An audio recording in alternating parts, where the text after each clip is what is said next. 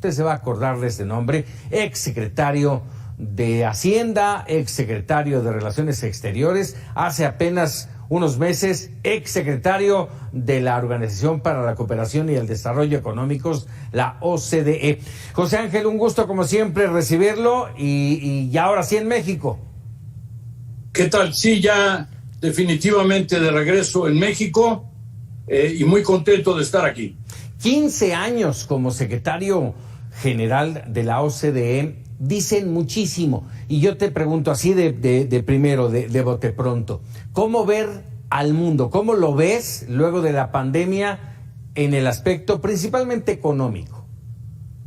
Muy complicado. Hay una desaceleración generalizada que acaba de ser confirmada por el Fondo Monetario Internacional y que antes había sido denunciada por la propia OCDE. Tenemos además, en el contexto de esa desaceleración mundial, una inflación también generalizada, producto sobre todo de la invasión de Rusia a Ucrania y que, dada la importancia que tienen ambos países como proveedores de energía, de carbón, de petróleo y de gas, así como la importancia que tienen estos países en granos, 30% de la oferta mundial de trigo, 25% de la oferta mundial de maíz. Solo Ucrania representa el 50% de la oferta exportable de aceite de semilla de girasol, sí, por ejemplo. Y por otro lado, tienen además mucha importancia en cierto tipo de metales. Así que estamos con un problema muy, muy serio de inflación generalizada por esta razón. Y por otro lado, tenemos los problemas todavía de la pandemia, que sigue generando costos, la pandemia que sigue generando hospitalizaciones, sí, algunas muertes, afortunadamente ya cada vez menos, y también tenemos problemas pues que ya son de tipo atávico, que es decir, se han venido configurando en la última generación, y es que tenemos regímenes cada vez más autoritarios en el mundo. Ajá. En ese sentido, José Ángel y eso simplemente quisiera decir que hace una generación 45% de la población del mundo estaba bajo regímenes autoritarios y hoy el cálculo es de 75%. Sí, a ver, con ese panorama que acabas de plantear, José Ángel Gurría, con un país como el nuestro, con crisis, inflación, problemas de educación, destrucción de instituciones, ¿cómo ver el futuro? El presente y el futuro. Nosotros en los últimos, es decir, en los 20 años previos a esta administración, a este gobierno, crecimos en promedio al 2%. Durante esta administración creceremos en promedio muy cerca de 0.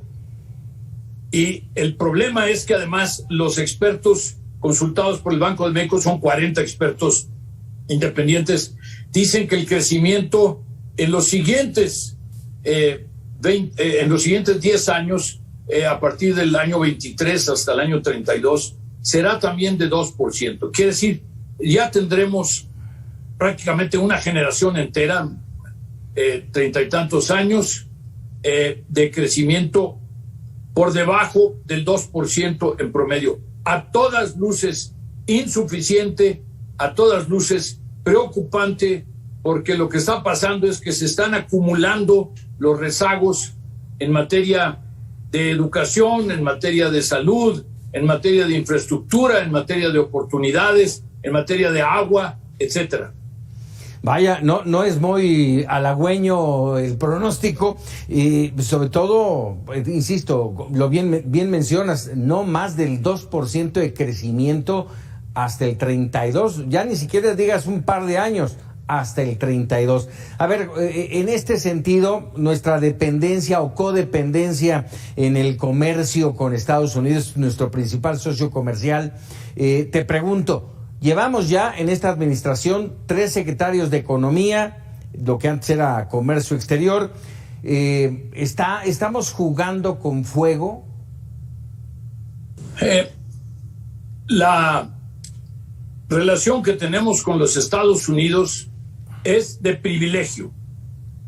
Es la relación que nos ha permitido, a raíz del año 94, en que entró en vigor el TLC, es decir, estamos hablando de 28 años, se ha multiplicado por 10 la exportación a los Estados Unidos.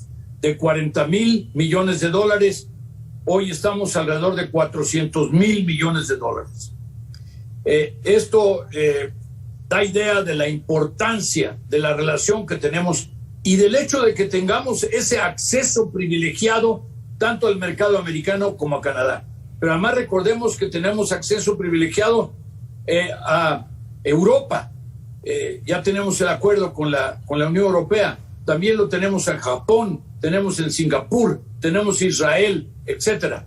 De manera que tenemos ya negociados los accesos, pero usamos sobre todo el TLC, es decir, ahora el TEMEC, lo cual es natural, dada la vecindad, dada la cercanía y dado el hecho de que es mucho más fácil acercarse a los Estados Unidos que cruzar el océano para negociar en otros países. Así es que eso es un privilegio y hay que cuidarlo.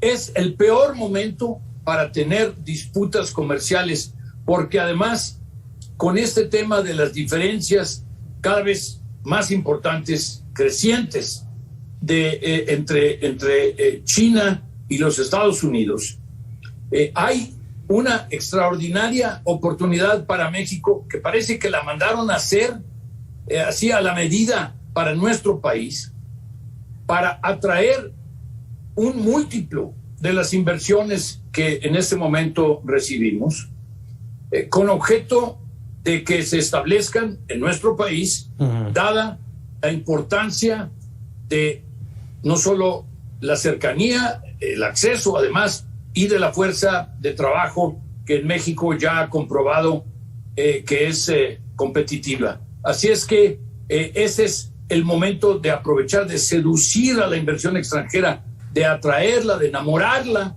más que de estar teniendo disputas comerciales. Con esta radiografía que tienes muy, muy clara, José Ángel Gurría, ¿qué le aportarías a México siendo presidente?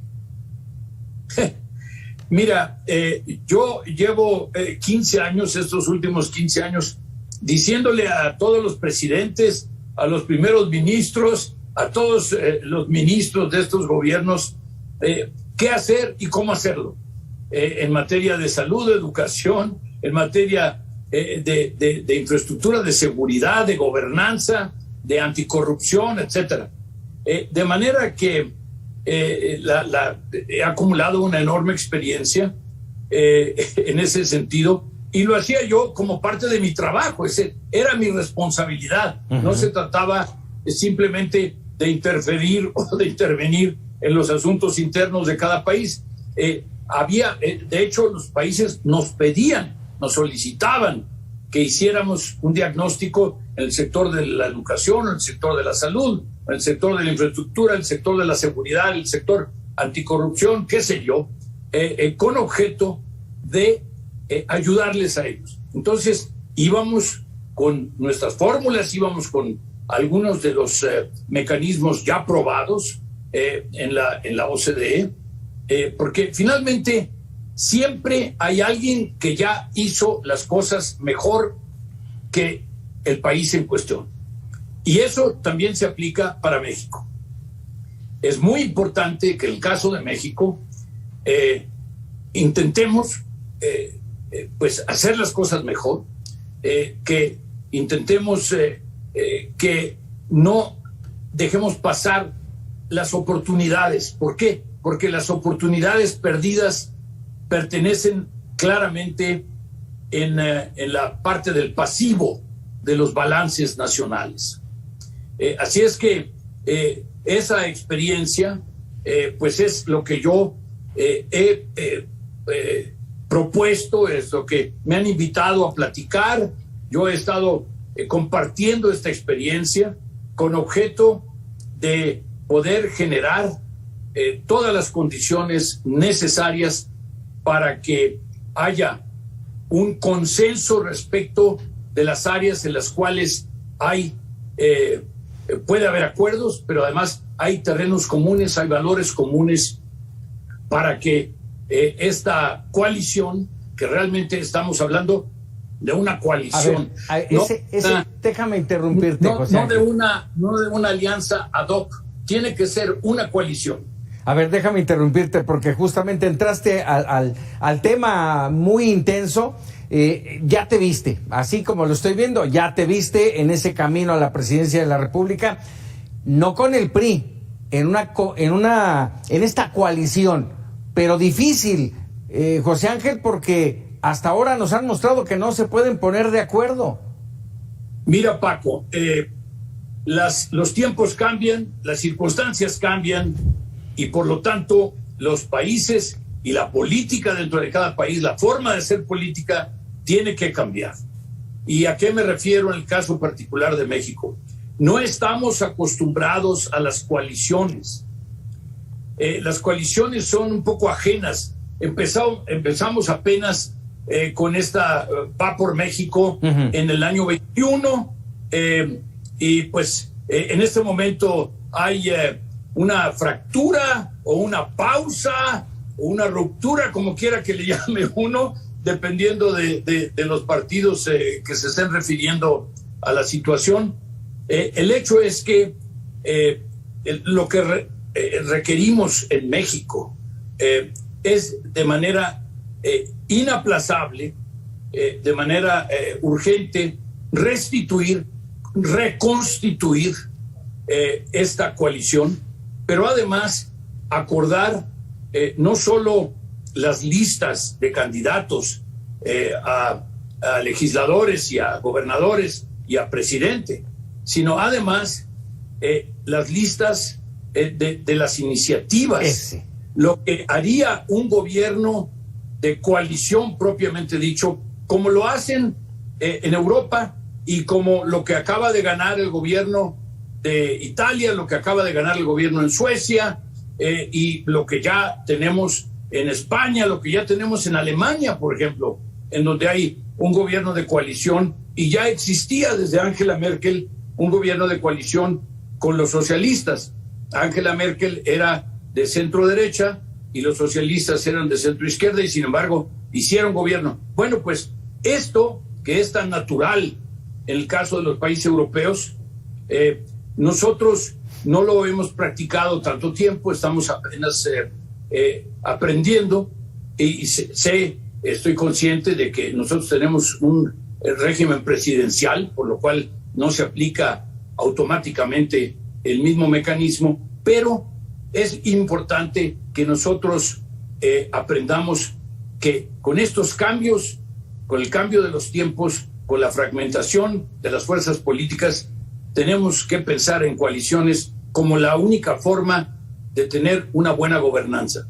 Has iniciado propiamente, José Ángel Gurría, un camino bien complicado, pero muy interesante, tomando en cuenta, y déjame te lo digo así, tomando en cuenta todo el expertise que tienes, no solamente en México, sino en el mundo, viendo la realidad y cómo se va moviendo y qué requiere toma este más país. Tiempo, Paco, toma más tiempo este camino. Es más difícil, más complicado, pero es el único que permite estabilidad a la coalición y es el único que permite que no haya sorpresas en la coalición. Así es. José Ángel Gurría, te agradezco mucho y te invito a que en las próximas semanas pudiéramos estar aquí en el estudio de Mega Noticias. Encantado. Muchísimas gracias. Muchas gracias. Gracias, muy buenas noches. José Ángel Gurría. Bueno, ahí lo tiene usted. Nos lo dijo todo muy puntual. Hacemos una pausa y ya regresamos.